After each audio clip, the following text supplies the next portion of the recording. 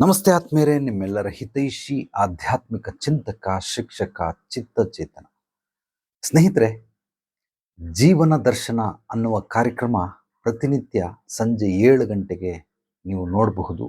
ನೀವು ಕೇಳಿರುವಂತಹ ಎಲ್ಲ ಪ್ರಶ್ನೆಗಳಿಗೆ ಪ್ರತ್ಯೇಕವಾಗಿ ಈ ಒಂದು ಜೀವನ ದರ್ಶನ ಕಾರ್ಯಕ್ರಮದಲ್ಲಿ ಸಿಗುತ್ತೆ. ಎಲ್ಲ ವಿಷಯಗಳನ್ನು ಇಂದಿನ ವಿಷಯ ಅಂತ ಹೇಳಿ ಆ ಒಂದು ಟೈಟಲನ್ನು ಹಾಕಿ ನೀವು ಕೇಳಿರುವಂತಹ ಪ್ರಶ್ನೆಯನ್ನೇ ವಿಷಯವನ್ನಾಗಿ ತಗೊಂಡು ಆಮೇಲೆ ಅದಕ್ಕೆ ನಾನು ಉತ್ತರಗಳನ್ನು ನೀಡ್ತಾ ಇರ್ತೀನಿ. ನಿಮ್ಮ ಸಂಶಯಗಳನ್ನೆಲ್ಲ ಸ್ಪಷ್ಟತೆ ಪಡಿಸೋದಕ್ಕೆ ಪ್ರಯತ್ನ ಪಡ್ತೀನಿ.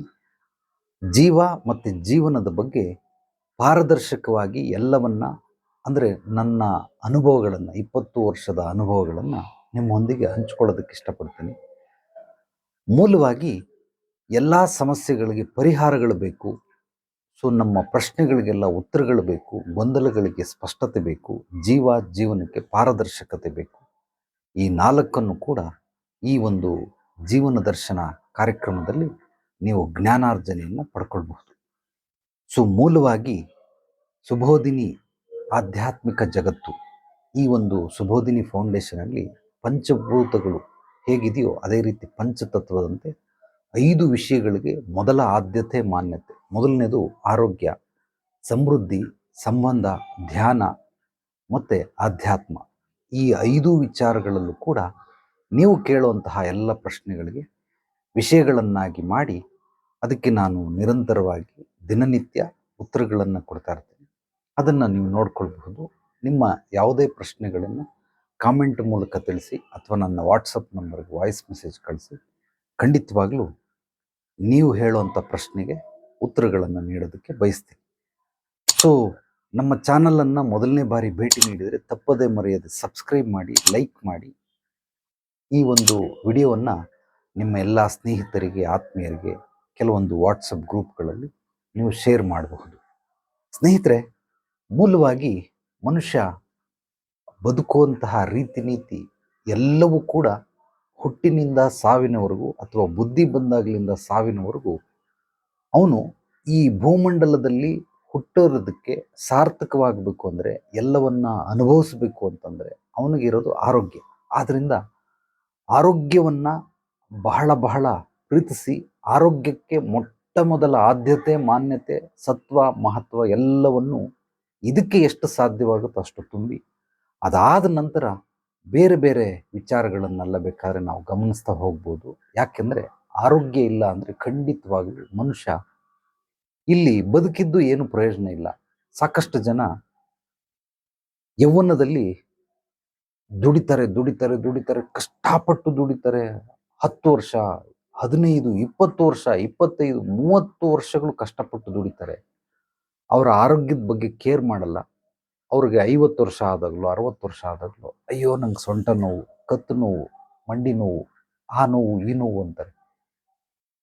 ಆ ವೃದ್ಧಾಪ್ಯವನ್ನ ನಿಜವಾಗ್ಲೂ ಭಗವಂತನ ನಾಮಸ್ಮರಣೆಯೊಂದಿಗೆ ನಾವು ಅತ್ಯದ್ಭುತವಾಗಿ ಜೀವಿಸ್ಬೇಕು. ನಮ್ಮ ಅನುಭವಗಳನ್ನು ನಮ್ಮ ಮಕ್ಕಳು, ಸೊಸೆ, ಮೊಮ್ಮಕ್ಕಳು, ಅಳಿಯಂದಿರು ಯಾರ್ಯಾರು ಇರ್ತಾರೆ ಇವ್ರಿಗೆಲ್ಲ ನಮಗಿಂತ ಕಿರಿಯರಿಗೆ ನಮ್ಮ ಅನುಭವಗಳನ್ನು ಹಂಚ್ಕೊಳ್ಳೋಕ್ಕೆ ನಮಗೆ ಶಕ್ತಿ ಇರಬೇಕು. ಬಟ್ ಆ ರೀತಿ ಇರಲ್ಲ, ಎಲ್ಲ ಕರಗಿಸ್ಬಿಟ್ಟಿರ್ತಾರೆ. ಇಲ್ಲಿ ಬರೀ ಗೋಳಾಟ, ಕಣ್ಣು ಕಾಣಿಸಲ್ಲ, ಊಟ ಮಾಡೋಕ್ಕಾಗಲ್ಲ, ಅದು ತಿನ್ನೋಕ್ಕಾಗಲ್ಲ, ಇದು ತಿನ್ನೋಕ್ಕಾಗಲ್ಲ, ಬರೀ ಇದೇ ಥರ ಇರುತ್ತೆ. ಯಾಕೆಂದರೆ ಯೌವನದಲ್ಲಿದ್ದಾಗ ಆರೋಗ್ಯ ಚೆನ್ನಾಗಿರುತ್ತೆ, ಈಗ ಚೆನ್ನಾಗಿದ್ದಾಗ ದುಡಿದುಬಿಡಬೇಕು ಅಂತ ಅಂದ್ಬಿಟ್ಟು ದುಡಿದು ಬಿಡ್ತಾರೆ. ಅದಾದಮೇಲೆ ಒಂದು 50 ವರ್ಷಕ್ಕೋ 60 ವರ್ಷಕ್ಕೋ ಮೂಲಲ್ಲಿ ಮುದುರ್ಕೊಳ್ತಾರೆ. ದಯಮಾಡಿ ಆ ರೀತಿ ಮಾಡಬೇಡಿ. ನಾಳಿನ ಭವಿಷ್ಯ ನಮಗೆ ಕೇವಲ ಭರವಸೆ. ನೆನ್ನೆ ಅನ್ನೋ ದಿನ, ಭೂತಕಾಲ ಅದು ಸತ್ತು ಹೋಗಿರೋ ದಿನ. ಪ್ರೆಸೆಂಟ್, ಪ್ರಸ್ತುತ, ಇದು ಮಾತ್ರನೇ ನಮಗೆ ಸತ್ಯ, ವಾಸ್ತವತೆನೇ ನಮಗೆ ಸತ್ಯ. ಪಾಸ್ಟ್ ಕೂಡ ಸುಳ್ಳು, ಫ್ಯೂಚರ್ ಕೂಡ ಭರವಸೆ. ಅದು ಬಂದರೆ ಬರಬಹುದು, ಬರದೇನೆ ಇರಬಹುದು. ನಮ್ಮ ಕೈಯಲ್ಲಿರುವಂಥದ್ದು ಪ್ರಸ್ತುತ, ಈಗಿನ ಕ್ಷಣ ಮಾತ್ರ ನಮಗೆ, ಇವತ್ತಿನ ದಿನ ಮಾತ್ರ ನಮಗೆ. ನಿನ್ನೆ ಸತ್ತೋಗಿದೆ, ನಾಳೆ ಭರವಸೆ ಬರಬಹುದು, ಬರದೇನೆ ಇರಬಹುದು. ಆದ್ದರಿಂದ ಎಷ್ಟೋ ವರ್ಷಗಳಿಗೆ ನಾವು ಪ್ಲ್ಯಾನ್ ಮಾಡ್ಕೊಳ್ಳೋದಕ್ಕಿಂತ ಈಗ ನಾನು ಆರೋಗ್ಯವಾಗಿ ಬದುಕಬೇಕು ಅಂತ ಅಂದ್ಕೊಳ್ಳಿ. ಈಗ ಪ್ರೆಸೆಂಟ್ ಅಂದರೆ ಇವತ್ತು ನಾನು ಆರೋಗ್ಯವಾಗಿರೋದಕ್ಕೆ ಏನು ಮಾಡಬೇಕು, ಇದನ್ನು ಮಾತ್ರ ನೋಡಿ. ನಾಳೆ ಆರೋಗ್ಯವಾಗಿರೋದಕ್ಕೆ ನೋಡಬೇಡಿ, ನಿನ್ನೆ ಬಿಟ್ಬಿಡಿ, ಅದಾಗೋಯ್ತು. ಅದಕ್ಕೋಸ್ಕರ ಇವತ್ತು ನಾನು ಸದೃಢನಾಗಿರಬೇಕು, ಆಕ್ಟಿವ್ ಆಗಿರಬೇಕು, ಉತ್ಸಾಹಿಯಾಗಿರಬೇಕು ಅಂತಂದರೆ ದಿನನಿತ್ಯ ಕಡಿಮೆ ಅಂದರೂ 1 ಗಂಟೆ, ಹೆಚ್ಚಂದರೆ ಒಂದು 3 ಗಂಟೆ ಆರೋಗ್ಯಕ್ಕೋಸ್ಕರ ನೀವು ವಿಭಜನೆ ಮಾಡ್ಕೊಳ್ಬಹುದು. 1 ಗಂಟೆಯಲ್ಲಿ 20 ನಿಮಿಷ 20 ನಿಮಿಷ 20 ನಿಮಿಷ, ಅಥವಾ 3 ಗಂಟೆ ಇದ್ರೆ 1 ಗಂಟೆ 1 ಗಂಟೆ 1 ಗಂಟೆ 1 ಗಂಟೆ ವ್ಯಾಯಾಮ ಮಾಡಿ. ಸೊ ನೀವು ಜಿಮ್ಗಾದರೂ ಹೋಗಿ, ಎಕ್ಸಸೈಸ್ ಯೋಗ ಮಾಡಿ, ಆ್ಯರೋಬಿಕ್ಸ್ ಮಾಡಿ, ವಾಕಿಂಗ್ ಆದರೂ ಮಾಡಿ, ಇನ್ನೊಂದು ಅವರು ಧ್ಯಾನ ಮಾಡಿ, ಇನ್ನೊಂದು ಅವರು ನೀವು ಕೇವಲ ಆರೋಗ್ಯ ಸೂತ್ರಗಳನ್ನು ತಿಳ್ಕೊಳ್ಳೋದಕ್ಕೋಸ್ಕರ ವಿನಿಯೋಗ ಮಾಡಬಹುದು. 3 ಗಂಟೆ ಕೊಡುವಂಥವ್ರು ಈ ಥರ 1 ಗಂಟೆ. ಅಷ್ಟೊತ್ತು 3 ಗಂಟೆ ಯಾರಿಗೂ ಕೊಡೋಷ್ಟು ಹೃದಯವಂತಿಕೆ, ಉದಾರತೆ ಖಂಡಿತವಾಗ್ಲೂ ಇಲ್ಲ. ಅವನು 1 ಗಂಟೆ ಕೊಟ್ರೇನೆ 100 ವರ್ಷ ಬದುಕ್ತಾನೆ. ಆದರೆ 1 ಗಂಟೆ ಕೊಡೋದಕ್ಕೂ ಅವನ ಕೈಲಾಗಲ್ಲ. ಆದರೆ ಆರೋಗ್ಯಕ್ಕೆ ಕೊಡೋದಿಲ್ಲ ಅವನು.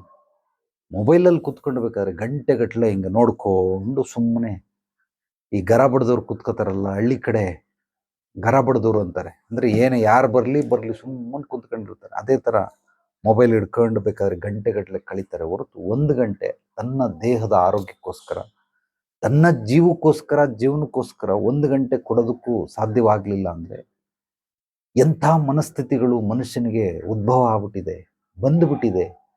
ಏನೆಲ್ಲ ಆವರಿಸ್ಕೊಂಡಿರಬಹುದು ಅವನಿಗೆ 1 ಗಂಟೆ ಕೊಡೋದಕ್ಕೆ ಅವನ ಕೈಲಿ ಆಗ್ತಾ ಇಲ್ಲ ಅಂತಂದರೆ. ಫ್ರೆಂಡ್ಸ್ಗಳ ಹತ್ರ ಕುತ್ಕೊಂಡು ಹರಟೆ ಹೊಡಿತಾರೆ ಗಂಟೆಗಟ್ಟಲೆ, ಆದರೆ ಆರೋಗ್ಯದ ಕಡೆ ಗಮನ ಕೊಡೋದಿಲ್ಲ. ಪಿಕ್ಚರ್ ನೋಡ್ತಾರೆ, ನ್ಯೂಸ್ ನೋಡ್ತಾರೆ, ದಿನನಿತ್ಯ ಬರುವಂತಹ ರಿಯಾಲಿಟಿ ಶೋಗಳನ್ನು ನೋಡ್ತಾರೆ, ಆದರೆ ತನ್ನ ಆರೋಗ್ಯದ ಬಗ್ಗೆ ಗಮನ ಕೊಡೋದಿಲ್ಲ. ಎಷ್ಟು ದಡ್ಡತನ, ಎಷ್ಟು ಅಜ್ಞಾನ ಆವರಿಸ್ಕೊಂಡಿರ್ಬೋದು. ನಾನು ಆರೋಗ್ಯವಾಗಿದ್ದರೆ ನನ್ನ ಕುಟುಂಬ ಆರೋಗ್ಯವಾಗಿರುತ್ತೆ, ನನ್ನ ದೇಶ ಆರೋಗ್ಯವಾಗಿರುತ್ತೆ, ಇಡೀ ಪೃಥ್ವಿ ಆರೋಗ್ಯವಾಗಿರುತ್ತೆ ಅಂತ ತಿಳ್ಕೊಳ್ಳೋದಿಲ್ಲ. ಬೇರೆಯವ್ರಿಗೋಸ್ಕರ ಆರೋಗ್ಯವನ್ನು ತ್ಯಜಿಸ್ತಾರೆ. ಯಾರಿಗೋಸ್ಕರ? ಮೊಬೈಲ್ಗೋಸ್ಕರ, ಟಿವಿಗೋಸ್ಕರ. ಸೊ ಸಾಕಷ್ಟು ಜನ ಹರಟೆ ಹೊಡೆಯೋದಕ್ಕೆ ಏನು ವ್ಯರ್ಥ. ಹರಟೆ ಅಂದರೆ ಅದನ್ನೇನು ಉಪಯೋಗ ಅಲ್ಲ, ಬಿಸ್ನೆಸ್, ಅದರಿಂದ ಲಾಭ ಗಳಿಸಲ್ಲ. ಅದರಿಂದ ಸುಮ್ಮನೆ ಸಮಯ ವ್ಯರ್ಥ ಮಾಡೋದಕ್ಕೆ ಎಲ್ಲೋ ಕುಂತ್ಕೊಂಡು ನಿದ್ದೆ ಮಾಡ್ತಾರೆ. ಗಂಟೆಗೆ ಒಬ್ಬ ಮನುಷ್ಯನಿಗೆ 8 ಗಂಟೆ, 7ರಿಂದ 8 ಗಂಟೆ, 7 ಗಂಟೆನೂ ಹೆಚ್ಚು. ಆ ನಿದ್ರೆಯ ಒಂದು ಸಂಪೂರ್ಣವಾದ ಮಾಹಿತಿ ತಿಳಿದ್ರೆ ನಿಮಗೆ 6 ಗಂಟೆನೂ ಸಾಕು. 5 ಗಂಟೆಯಿಂದ 8 ಗಂಟೆ ನಿದ್ದೆ ಮಾಡಬಹುದು. ಕೆಲವೊಂದು ಯೋಗ ಕ್ರಿಯೆಗಳಿದ್ದಾವೆ, ಆ ಯೋಗ ಕ್ರಿಯೆಗಳನ್ನು ಕಲ್ತ್ಕೊಂಡ್ರೆ 3ರಿಂದ 5 ಗಂಟೆ ನಿದ್ದೆ ಮಾಡಿದ್ರೆ ಸಾಕು. ದಿನದಲ್ಲಿ ಅತ್ಯದ್ಭುತವಾಗಿ ನಾವು ನಮ್ಮ ದಿನನಿತ್ಯದ ಕರ್ತವ್ಯಗಳನ್ನು ಪೂರ್ಣಗೊಳಿಸಬಹುದು, ನಿರ್ವಹಣೆ ಮಾಡಬಹುದು. ಆದರೂ ಸಹಜವಾಗಿ ಒಂದು 7ರಿಂದ 8 ಗಂಟೆ ನಿದ್ದೆ ತುಂಬ ಅದ್ಭುತವಾದಂತಹ ಶಕ್ತಿ ಚೈತನ್ಯಕ್ಕೆ ಪ್ರಾಪ್ತಿ ಮಾಡಿಕೊಡುತ್ತೆ.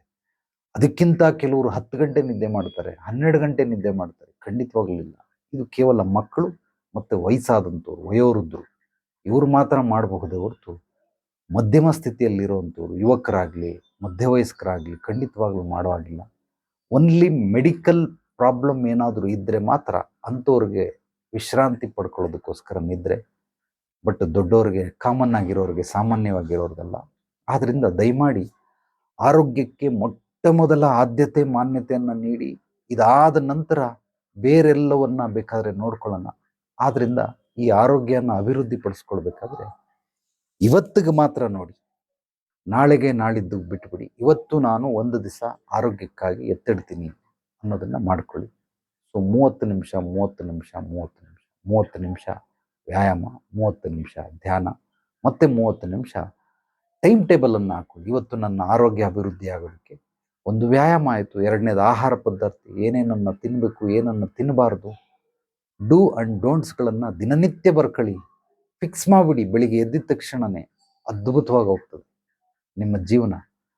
ಇವತ್ತು ಆರೋಗ್ಯವಾಗಿದ್ದರೆ ನಾಳೆನೂ ಆರೋಗ್ಯವಾಗಿರ್ತೀರ. ಆದ್ದರಿಂದ ಆರೋಗ್ಯದ ಬಗ್ಗೆ ಹೆಚ್ಚಿನ ಗಮನ ಕೊಡಿ, ಗಮನ ಹರಿಸಿ. ಇನ್ನು ನಿಮಗೆ ಆರೋಗ್ಯದ ಬಗ್ಗೆ ಯಾವುದೇ ರೀತಿ ಮಾಹಿತಿಗಳು ಬೇಕಾದರೆ ಕಾಮೆಂಟ್ ಮೂಲಕ ಕಾಮೆಂಟ್ ಮಾಡಿ, ಅಥವಾ ನನ್ನ ವಾಟ್ಸಪ್ ನಂಬರ್ಗೆ ನೀವು ವಾಯ್ಸ್ ಮೆಸೇಜನ್ನು ಕಳಿಸಿ. ನಾನು ನಿಮಗೆ ಮುಂದಿನ ದಿನಗಳಲ್ಲಿ ನೀವು ಕೇಳಿರುವಂತಹ ಪ್ರಶ್ನೆಗಳನ್ನೇ ವಿಷಯಗಳನ್ನಾಗಿ ಮಾಡಿಕೊಂಡು ಜೀವನ ದರ್ಶನ ಕಾರ್ಯಕ್ರಮದಲ್ಲಿ ನೀವು ಕೇಳುವಂಥ ಪ್ರಶ್ನೆಗೆಲ್ಲ ಉತ್ತರ ಕೊಡ್ತೀನಿ. ನಮ್ಮ ಚಾನಲನ್ನು ಮೊದಲನೇ ಬಾರಿ ಭೇಟಿ ಮಾಡಿದರೆ ತಪ್ಪದೇ ಮರೆಯದೆ ಸಬ್ಸ್ಕ್ರೈಬ್ ಮಾಡಿ, ಲೈಕ್ ಮಾಡಿ, ಕಾಮೆಂಟ್ ಮಾಡಿ. ಈ ವಿಡಿಯೋವನ್ನು ನಿಮ್ಮೆಲ್ಲ ಸ್ನೇಹಿತರಿಗೆ, ಆತ್ಮೀಯರಿಗೆ ಶೇರ್ ಮಾಡಿ. ಜ್ಞಾನ ಹಂಚೋದ್ರಿಂದ ಬೆಳೆಯುತ್ತೆ. ಎಲ್ರಿಗೂ ಒಳ್ಳೆಯದಾಗಲಿ. ನಾಳೆ ಮತ್ತೆ ಭೇಟಿಯಾಗೋಣ ಮತ್ತಷ್ಟು ಸತ್ವಭರಿತ ವಿಚಾರಗಳೊಂದಿಗೆ. ಎಲ್ಲರೊಳಗಡಗಿರುವ ಭಗವಂತನಿಗೆ ನನ್ನ ಭಕ್ತಿಪೂರ್ವ ಪ್ರಣಾಮಗಳು. ಸರ್ವೇ ಜನೋ ಸುಖಿನೋ ಭವಂತು. ಶುಭರಾತ್ರಿ.